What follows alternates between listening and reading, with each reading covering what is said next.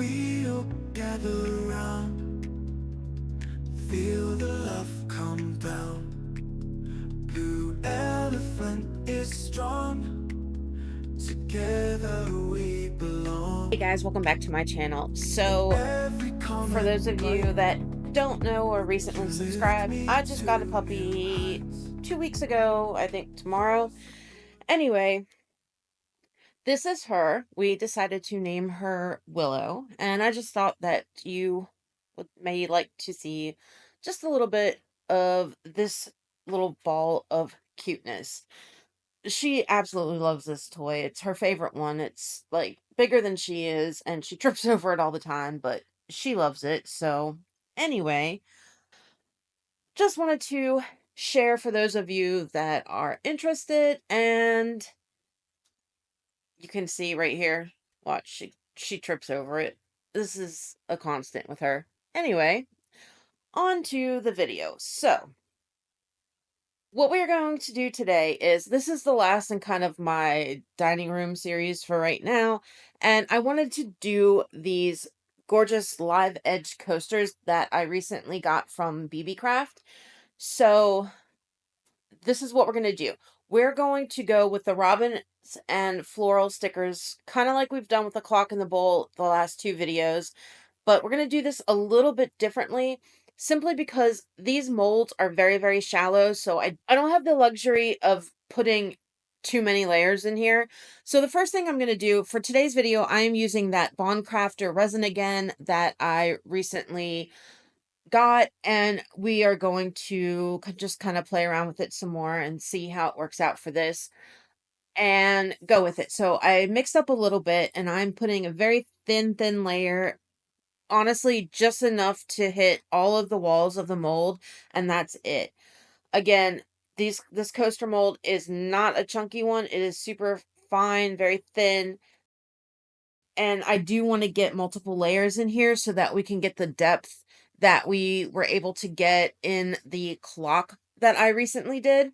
So we're going to see how it goes. Now, I am just taking my little tool here and I am going along all the edges. Now, I want to point something out to you. If you look at the coaster in the top left-hand side, you can see where it's got those blank spots that there is no resin that I'm pointing out to you right there. That means that I don't have enough. Even if I was able to make it go all the way around, it would not fill in those areas. And it can be two different reasons. One, there's not enough resin, so it's not covering those areas.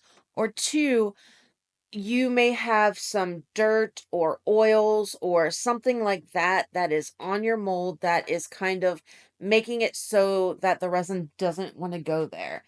And this can happen if we don't have our molds clean. Now, for me, for this instance, it was just simply because I did not put enough resin in there.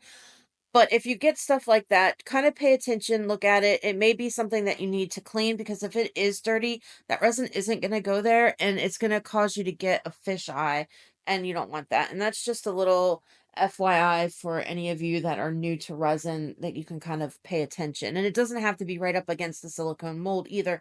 It can be if you're pouring a second layer of resin and there's something in the way that is going to stop it and repel that resin from hitting that area. Okay, so I did go around my mold, making sure that it's covered, and I went around all of those 90-degree angles, and that is to make sure that we don't have any bubbles that like to stick in those little crevices. Hitting it really, really well with my heat gun, and now I'm just going to kind of go along again and just make sure any bubbles that I may see, I'm kind of picking them out right now so that they don't I don't have any issues when I demold later on. All right, now it is time to start applying our stickers. Now, I am working upside down, so my stickers are going to be upside down. I'm not putting them face first or up towards me because that's not the direction that I'm working in. Now, I could have gone that way, but I wanted to go this way just because. It doesn't really necessarily matter, but sometimes you unless you're doming it, and I mean, and I could very easily dome this, right, to make sure, But if you don't dumb it right, then you're going to get a hard edge, and that you're going to have to possibly either sand or use your deburring tool to cut that off, and then it just leaves a finish that I don't necessarily like, and then it would cause me to have to top coat it, which I don't necessarily want to have to do. So if I do it this way, at least I know the front side of it is going to be perfect, as long as I don't get any air bubbles, and I'm not going to have to worry about doing any of those things and more work later on. So that is the way I'm choosing to do it for this one. Now, I also want all of my birds looking towards the middle, so that when you put it together, like it is in the mold, if that's what I want to do, they're all in the same direction, and it just makes more sense to me. You can do it any way you want, but that's just what I thought looked best for this. I am trying to line them up so that they are going to be in about the same placement as each other. So granted, they are all, each one of them is different. There's no two that are the same, and they are different sizes, and that's fine. But I do want them to be symmetrical, as in they're at least in the same spot, if that makes sense. And now onto the flowers. I want to add a little bit of flowers, and I'm putting these in so that they are behind the birds. So part of it may be covered up, and that's fine. It's just going to be like the bottom ends of the flowers or plants or whatever. I think there may be some greener in there too. I don't remember off the top of my head. And then I'm going in between using my dotting tool and this little silicone spatula dealy, and I am pushing the stickers down, and as I'm doing that, I'm holding it with my dotting tool and kind of squeegeeing it essentially out, and that's just going to make sure that there's no air bubbles that are underneath. Now, as I'm putting them in there, I'm kind of letting the resin take it kind of slowly. That's also going to help with any air bubbles getting trapped there. If you kind of put down your inclusions real fast, sometimes you can get air bubbles, but if you kind of just let the resin just sort of take it slowly, then you won't have as many problems, or the potential for as many problems. And I'm just going to go along and do what I need to do to make sure that there are no air bubbles to put these in the place. Now, granted, we all know it's resin, and they could shift a little bit, just like they did with my bowl that I made last video. But I think it'll be fine, because honestly, if it pulls, it's going to pull towards the middle. And I pretty much have these stickers as close to the middle as they get. So as long as they don't shift and turn, I should be okay. In theory, anyway. Now, the other thing that I'm going to do differently in this one as opposed to the other ones is I'm going to go ahead and do my edging in this layer too. And the reason for that, I want to build the dimension in here. So I need to have multiple layers. So I do need to do another layer of clear. But in the last one, at this point, I would already be on my second layer right now. But I can't do that. So we're going to do 2 in 1. And instead of using glitter, because with glitter I have the potential for it to travel, and I don't want it to travel, I am going to use the glass glitter that I used in my clock mold, and I'm just going to put that along the edges. Now, I'm just kind of just dropping it right now towards the edge. I'm going to move this and position it how I want it, and it will stay. Now, right now it's kind of floating on top. And that is what I've noticed with this glass glitter, is that it will sink and stay once you kind of push it under the surface. If I didn't push it under the surface, the majority of this would just kind of set on top. And that's not what I want. I want it to be actually pushed under the resin. I don't have to worry about this traveling because it's too heavy to travel, unlike glitter, which I would have to worry about. So I am just kind of, any pieces that kind of just jumped out of the spoon and landed wherever, I'm just going to move those now where I need them to be, mix up the colors so that I don't have one color dominating more than the other, and it's a pretty decent blend of both colors. And I'm using that kind of coppery burnt orange color and the brown that I used in the clock. I only had a little bit left. This is only going to take a little bit. Again, just like with the clock, I don't need it packed in wall to wall glass glitter. I just want it enough that it's going to break up that edge. It's going to kind of highlight that live edge piece on it, give us a little bit more interest, and just beauty to look at, but you can still see through it, which is going to add to the depth of this piece, right? So I'm just going to go ahead and do that, and then that's all we're going to do for this layer. I'm just going to bounce off while I finish this part up, and then I will be back when we're ready for the next layer. Whispering pines tell ancient tales where rabbits hop through ferns and vines. Owls hoot soft in twilight valleys, and foxes dance in moonlit signs. Streams that sing their secret song beneath the shade where they glide. Their cubs wander all day long. Nature's wonders far and wide. In the heart of woods we find magic in every leaf and stone. Nature's creatures so entwined in this place we call our own.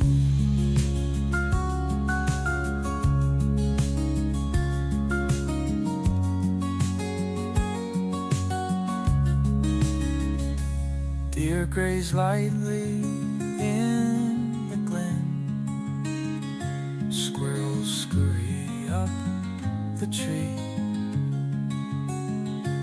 Butterflies with colors blend. Okay, I'm back. So this part did take me a little while to do, and I just wanted to make sure that I had a good mix of both colors, that I didn't want to have like empty spots. I wanted to be pretty consistent as far as how much I put in each spot. Now I'm hitting it one last time with the heat gun. We're going to let this cure. All right, so 24 hours later, here we are. Now it's time for layer number 2.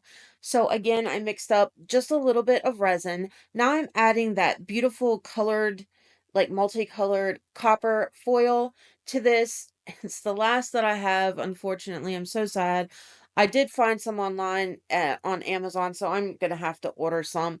And I'm just going to mix this up. As I'm mixing, I'm breaking these foil pieces into smaller pieces, just so that I don't have some huge chunky pieces. I don't need them super big, but I do want the added beauty that just comes in the back.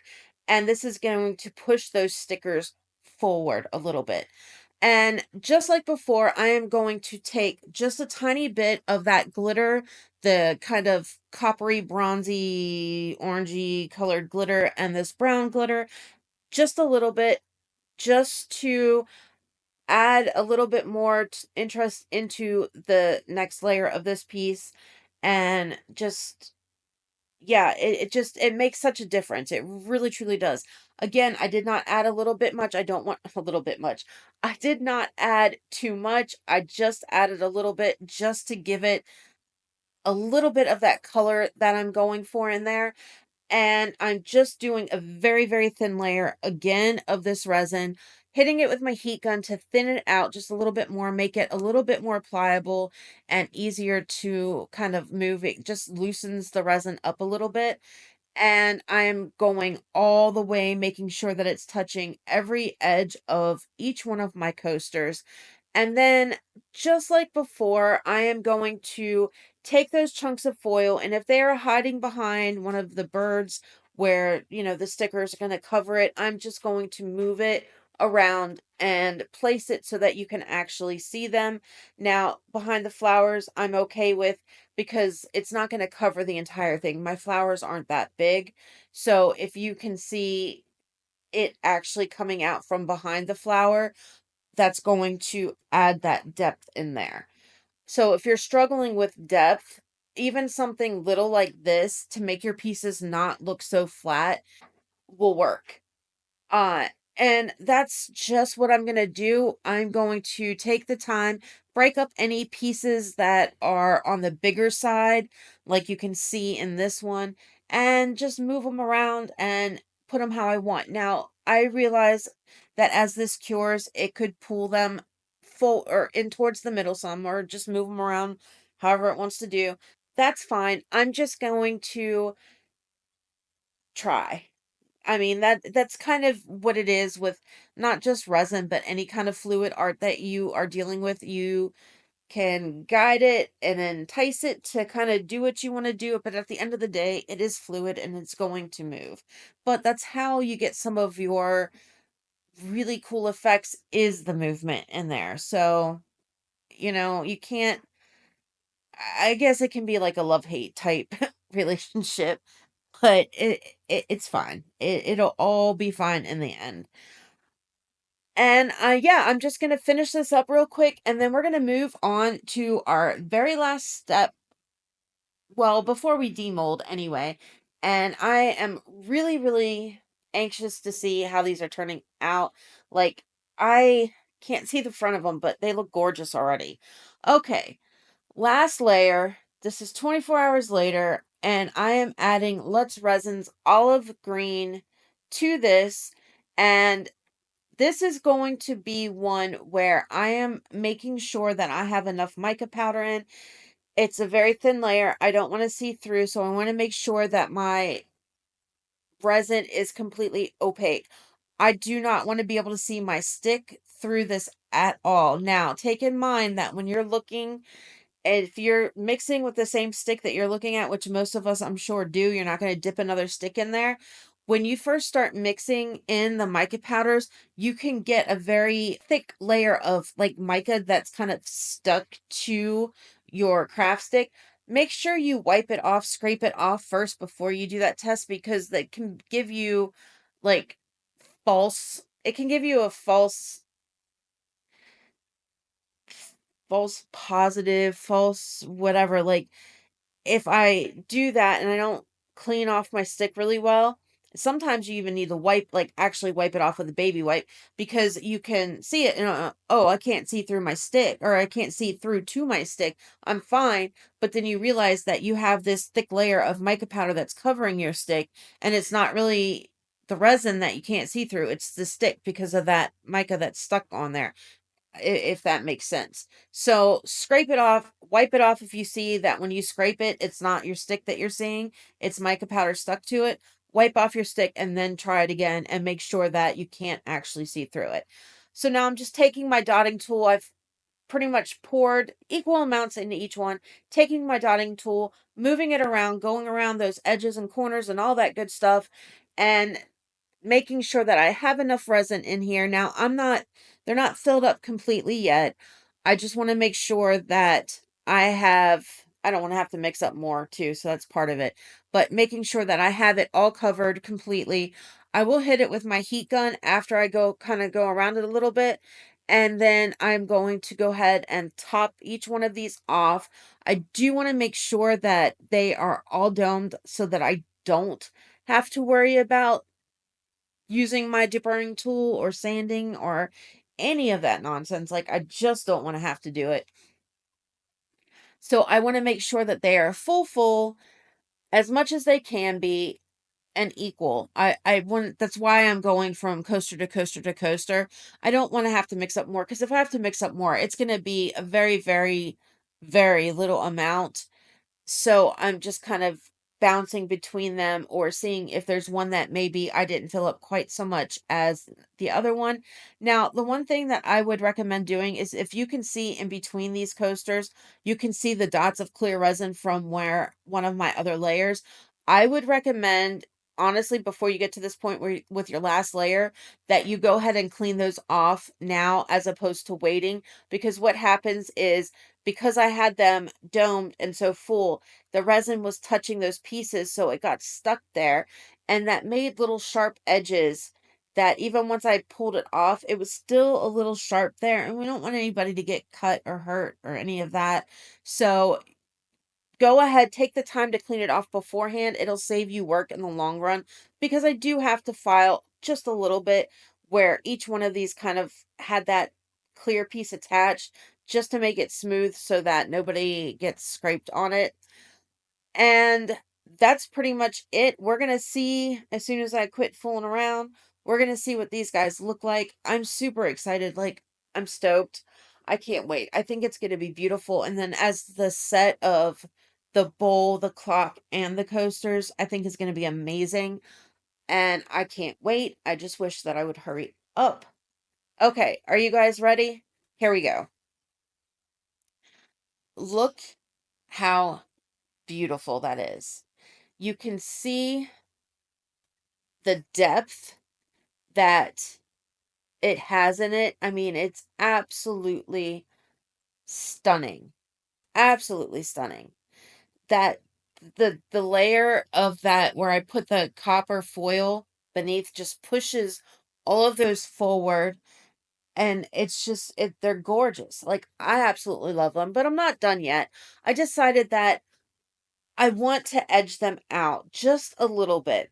Now, this is an acrylic marker, so in theory, this is not the best thing to use because it will come off. I recommend using an oil-based. Unless you're going to top coat. I did not top coat these. I am going to end up having to redo it, but my copper marker decided that it was going to dry up, so I couldn't use it. I tried. So this was all I happened to have in finishing this. Look how beautiful. And just that little bit of edging pushes everything back too. So it actually adds to the depth of your piece. Just a little bit. Like, I'm not overdoing it. I don't want to cover the glass that I have that I put there, and I spent all that time on. But I do want to edge it out and just kind of tie it all together because it didn't go around the straight sides with any of the glass. I thought that it needed something just to finish off that too. So I just wanted to do it all. Now, again, acrylic markers, no go for doing this kind of stuff because it will come off. Do your oil-based route. It's permanent. I mean, you can still get it off if you really wanted to with some 99% alcohol, but it's not going to come off as easy. And if you only have acrylic, then you would want to consider doing a flood coat on top. Not a top coat, do a flood coat so it's going to hit the sides too. It'll just be better in the long run. I also think, I know a lot of you are tired of coasters and whatever. I think this particular mold, because of how it all comes together, and it's not one piece, but it could be one piece. I think that if you put like do a scene, even something like this, I honestly considered, instead of doing coasters with it, putting a really nice piece of wood behind it, like a backing, and you can separate the pieces a little bit, but keep them in that same sort of, you know, style so that they look like they go together. And I think it would make a beautiful wall hanging too. Like, think outside the mold. You don't, just because it's a coaster mold doesn't mean you have to make coasters with it. I think it could be something extra special, extra beautiful, just with a little more thought. You know what I mean? Anyway, as I finish this up, that is a wrap on this one, guys. Like, subscribe, share, all that good stuff, and I will see you guys on Thursday in the next one. Sorry I couldn't make it to the live chat today. I had to go pick up my daughter from school. So, yeah, there's that. Make sure you stay tuned for the glamour shots because I do have all three pieces from the prior two videos shown on all together, and it looks fantastic. Anyway, guys, love ya. Have a great week. Bye. In every comment, right? You lift me to new heights. You're